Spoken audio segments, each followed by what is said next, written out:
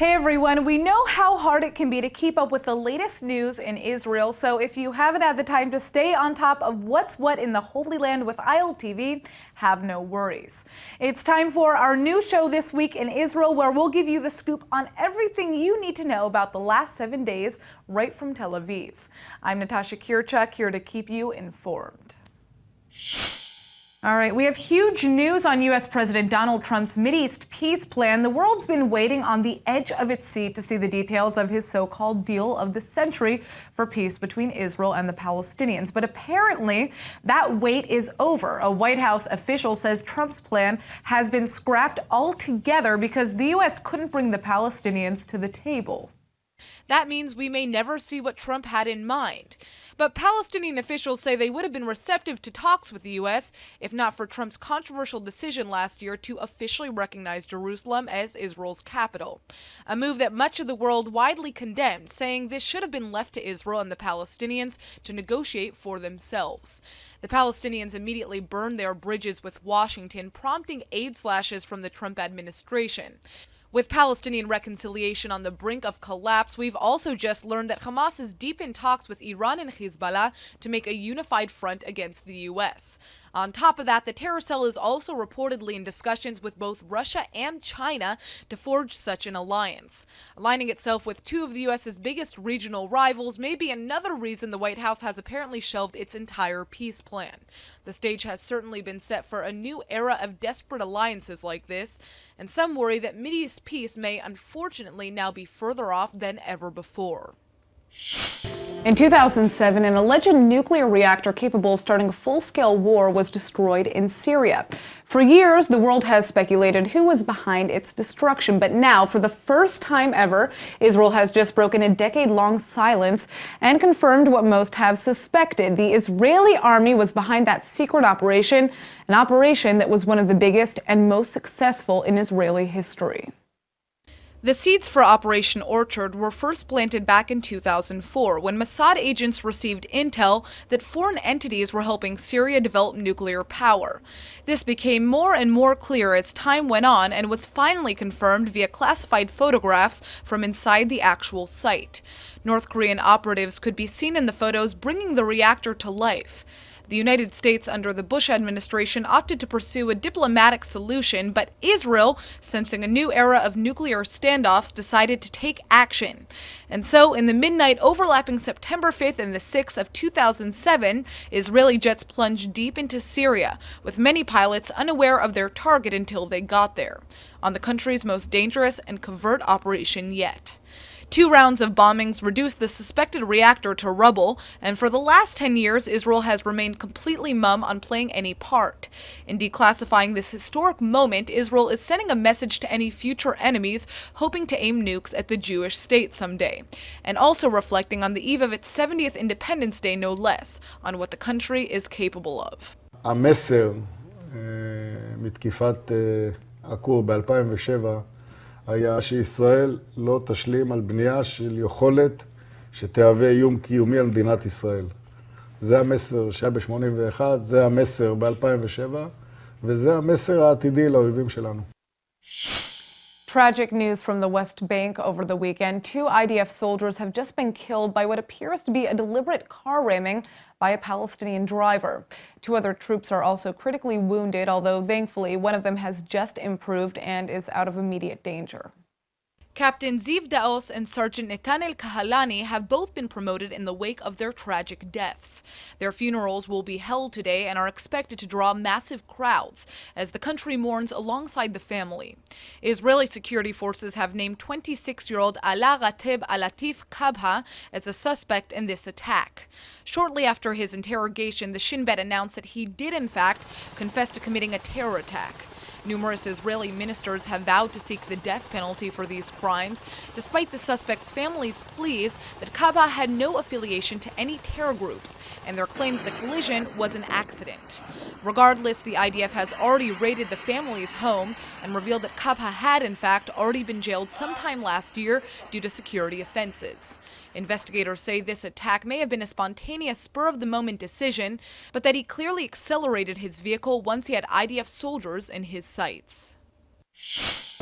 More bad news after yesterday's stabbing attack in the old city of Jerusalem. 32-year-old Adiel Coleman, a Jewish father of 4, has succumbed to his wounds and passed away in the hospital. Police units responded to a terrorist attack that was carried out by one terrorist who used a knife to stab a security guard here in the old city of Jerusalem. Immediately, police units responded at the scene, and the area is being closed off. When the attack first broke out yesterday, initial reports named the suspect as a Turkish national visiting Israel on a tourist visa. Police have corrected those reports now, naming 28-year-old Abd el-Rahman Bani Fadel as the killer, a Palestinian father of 2 from the West Bank. Fadel was in Israel at the time on a 5-day permit allowing him to search for work in Israel. Police don't believe the suspect had any prior connections to terror organizations, which could mean this attack was more spur of the moment than previously thought. This incident comes just a few days after a deadly car ramming by a Palestinian assailant in the West Bank, which claimed the lives of 2 IDF soldiers. Many are bracing for even more violence to come. The festival of Passover begins next week, and here in Israel, families are already stocking up on food to prepare for the festivities. And unfortunately, this holiday is also a dangerous time for Israelis, though, as terrorists have historically ramped up attempted attacks on Passover Eve. While the IDF is expecting massive-scale protests along the borders of Gaza and the West Bank this year and is bracing for impact accordingly. The Palestinians have been accelerating protests in the wake of President Trump's controversial Jerusalem decision, but next week's mass March of Return demonstration, set to collide with the eve of Passover, could be the largest rally in quite some time.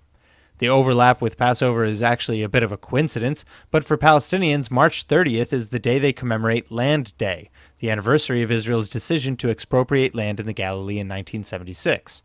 These protests have often spilled over into violent confrontations with Israeli forces, sometimes ending in gruesome casualties of Palestinian protesters. Now, right now, the Palestinian Authority is in a very difficult position. With foreign aid dwindling and the attempted reconciliation with Hamas at a standstill, Palestinian Authority leader Mahmoud Abbas has just lashed out with blame, calling out both Hamas and the United States Ambassador David Friedman for the diminishing progress of the Palestinian agenda. Though talks with Hamas have been stalling for months, things took a potentially game-ending turn for the worse just last week.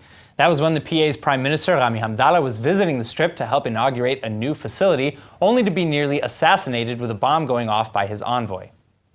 منذ تاريخ 12/10/2017 ولغاية الآن بذلنا كل ما نستطيع لإنجاح المصالحة وتذليل كل العقبات في طريقها وتحملنا ما تحملناه لكن للأسف اصطدمنا بنتيجة 0 تمكين للحكومة. Indeed, rumors of Hamas infighting as well as outside terror cells attempting to derail the reconciliation have been circulating. But Abbas says Hamas is directly to blame for allowing last week's attack to happen at all, a position that even Israel takes when it comes to security in the Strip. At the same time, Abbas has accused America's ambassador to Israel, David Friedman, of giving free rein to Israeli settlements in the West Bank. The leader referred to Friedman as, quote, the son of a dog, and Friedman had only this to say in response. I observed this morning that 3 Jews were killed in cold blood by Palestinian terrorists, and the reaction from the Palestinian Authority was deafening. No condemnation whatsoever. I pointed that out without further adjectives, without further commentary. Abu Mazen chose to respond while Ambassador Lauder was speaking. I had a chance to see his response on my iPhone. His response was to refer to me as the son of a dog. Anti-Semitism or political discourse? Not for me to judge. I leave that all up to you. President Trump's Middle East advisor Jason Greenblatt has also blasted Abbas's remarks on Twitter, urging the leader to abandon his, quote, hateful rhetoric and perhaps choose, quote, practical efforts to improve the quality of life of his people and lead them to peace, end quote. All right, we have some new developments amidst the growing tensions in Gaza. This morning, the IDF destroyed 2 tunnels in the coastal enclave that they believe Hamas has been using for terror activity. The first was an older tunnel crossing into Israel that the terror group was in the process of renovating, and the second was an underground complex underneath Gazan territory. These demolitions come just a few hours after the second significant exchange of fire between Gaza and Israel. Hamas has invested millions, if not billions, into building and maintaining these tunnels, a project that Israel says should obviously be reinvested into solving the humanitarian crisis in Gaza instead. Defense Minister Avigdor Lieberman has praised breakthrough new Israeli tech in detecting and demolishing these latest tunnels. This technology is at least partially related to the underground barrier the government has been installing in the buffer zone with Gaza since last year. This has given Israel a huge upper hand in recent months, destroying multiple terror tunnels. Meanwhile, the army is prepping additional roadblocks along the Gaza border. All of this is likely due to the ramping up of aggressions from the Gaza Strip, which has been on the rise in the last few weeks. In the wake of massive cuts in American funding, the United Nations Relief and Works Agency, or UNRWA, is facing a grim future. Well, last Thursday in Rome, the UN convened an emergency conference to try to save the floundering aid organization. UNRWA is an asset to the international community that we must protect and support. Unfortunately, today's financial crisis places all of UNRWA's achievement at risk. And without a collective solution, UNRWA will soon run out of money. ILTV's Aaron Porras joins me now with more. Now, Aaron, the international community pledged $100 million in response to Guterres' plea. So is the problem solved here? Unfortunately for UNRWA, no. Problem is far from solved. You know, the $100,000 will really only pay for health and basic education services for the next few months. After that, UNRWA's right back in the same boat. So what can be done? Well, a lot of people are suggesting that UNRWA be defunded completely and suggested that its responsibilities just be absorbed by the UN High Commission for Refugees, which is responsible for all other refugees on Earth. Judging by the Rome conference, though, there are some countries that clearly would seem to prefer the status quo and have donated that $100,000, but it's really just not sustainable, which is why the United States cut UNRWA funding to begin with. Right, $100 million. And what makes, I mean, what would you say makes UNRWA unsustainable in its current state? So UNRWA, the way that they operate, unfortunately, is what makes them unsustainable. The sheer fact that the number of their refugees has grown exponentially since the point of conflict. You know, in 1948, when these refugees were first made, there were about 700,000. Today, there are 10 times that worldwide, 7.2 million Palestinian refugees, because the status of refugee has been allowed to go through generation to generation, which is unlike any other refugee population on Earth. So that's really the main reason. All right, well, Aaron, thanks for joining us and giving us an update on this. A verdict has just been reached in the controversial case of Palestinian teen Ahmed Tamimi. Tamimi has been in jail since last December when she was arrested for slapping an IDF soldier in what some say was an attempt to elicit a violent response from him on tape. That case, like this verdict, has stirred intense global debate. Tamimi has now reached a plea bargain with the courts and confessed to the charge of assaulting the soldier in exchange for serving 8 months in jail.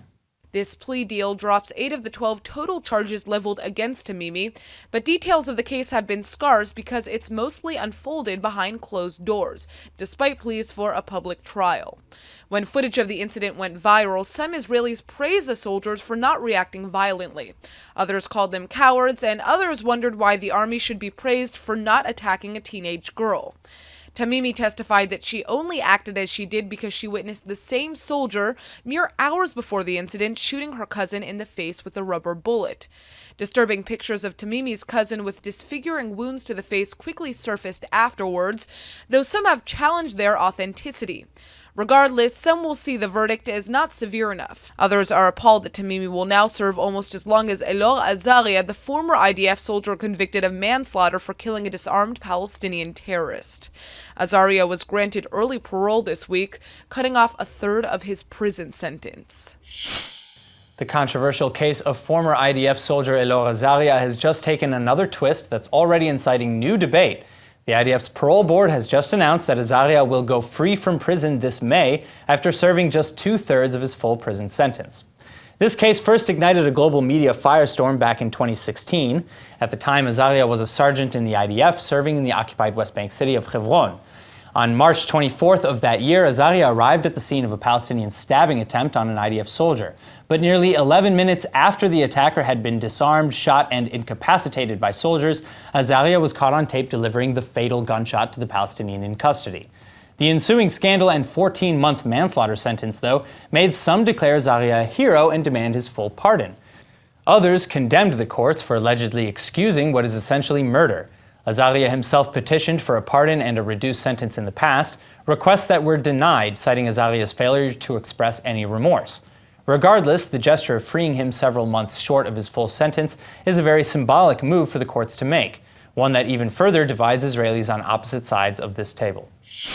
All right, the Israeli Prime Minister has promised to complete the U.S. Embassy move from Tel Aviv to Jerusalem by May 14th, just in time for Israel's 70th birthday. But it turns out that may be harder than he thought. And here's what's interesting. It's not because of politics, but because of the red tape surrounding building and zoning laws for construction.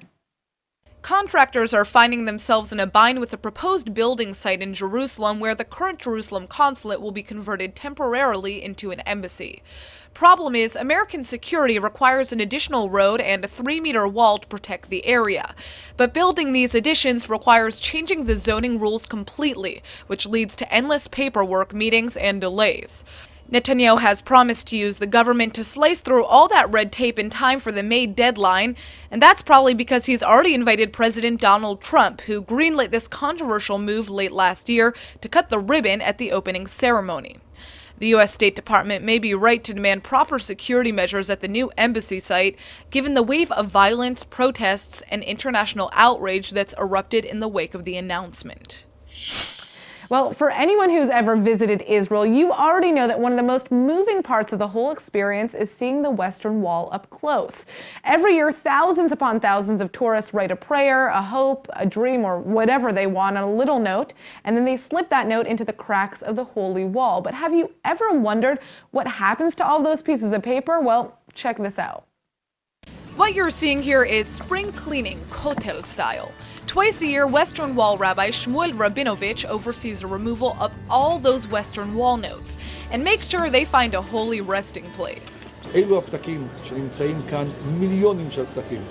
חלקם נטמנו על ידי אנשים, חלקם הועברו באמצעותנו אל הכותל המערבי. אנחנו מוציאים אותם פעמיים בשנה כדי לאפשר גם לאחרים לטמון את הפתק וגונזים אותם באדמה יחד עם גנזי הקודש. The millions of notes are buried on Jerusalem's Mount of Olives, complete with a proper Jewish ritual. This clears the way for a whole new season of Western Wall notes until the Kotel gets cleaned again. Israel broke its tourist record last year, which means this year tourists and pilgrims from all over the world are probably going to write more notes than ever. The Israeli song submission for this year's Eurovision is taking the world by storm. Netta Barzilai's performance of the original song Toy is even drawing support from the Arab world, with supporters from Saudi Arabia, Morocco, and Iraq saying they may not like Israel, but they're wishing Barzilai success. What might stand out the most, though, is this awesome choreographed dance to the song that a children's center in Uganda put together. Take a look.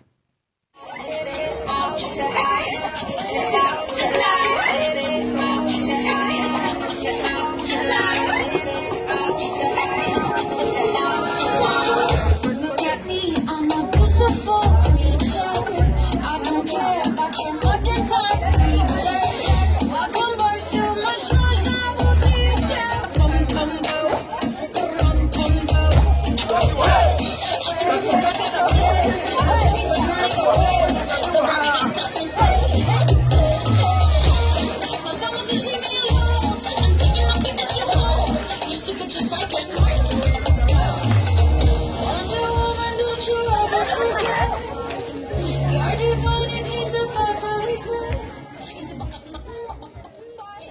Ugh, I want that song to continue.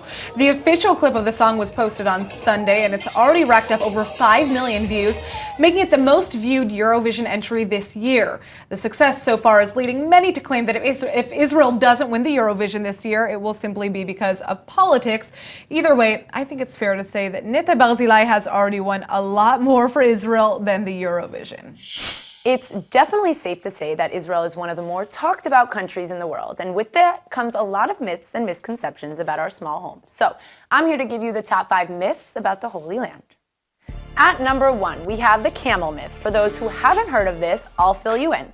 The camel myth is referring to the fact that people actually think Israeli kids travel to school via camels. Now, I know it sounds ridiculous to those of you who have visited the Holy Land and have seen our well-paved roads, but people around the world genuinely think this. So, I'm here to clear the air. We drive, we bike, we have public transportation, people. Number 2 on our list of myths, Israel is one huge desert. Now, that's not completely accurate. However, the Negev Desert does account for roughly 60% of Israel's land area. Approximately 640,000 Israelis currently reside in the Negev area, so while we are a large portion of desert, you can't forget about our stunning beaches. Third on our list is the weather. People around the world assume that it's constant summer here all year round. Well, that's simply not true. There are basically 2 seasons in the Holy Land. Summer, which can get brutally hot, and then winter from October to mid-March. But again, not too cold. So with that being said, summer is already on its way, and I sure can't wait. Number 4 on our list is that all the food here is kosher. Yes, a lot of the restaurants you'll find across the country will have kosher meat or don't mix meat and dairy in their kitchen, but that doesn't mean all places are kosher. In fact, some of the best seafood you'll ever have is at the restaurants posted shoreside. But hey, you gotta come try the food and see for yourself. Last on our list, people around the world assume Israel doesn't have a large LGBTQ community when in reality, Israel is considered one of the most gay-friendly cities in the world and definitely within the Middle East. Tel Aviv's Gay Pride Parade actually attracted over 30,000 tourists and over 200,000 participants just last year. So you definitely won't want to miss the rainbow-filled parade this year, trust me. That's all for today's Top 5. Back to you.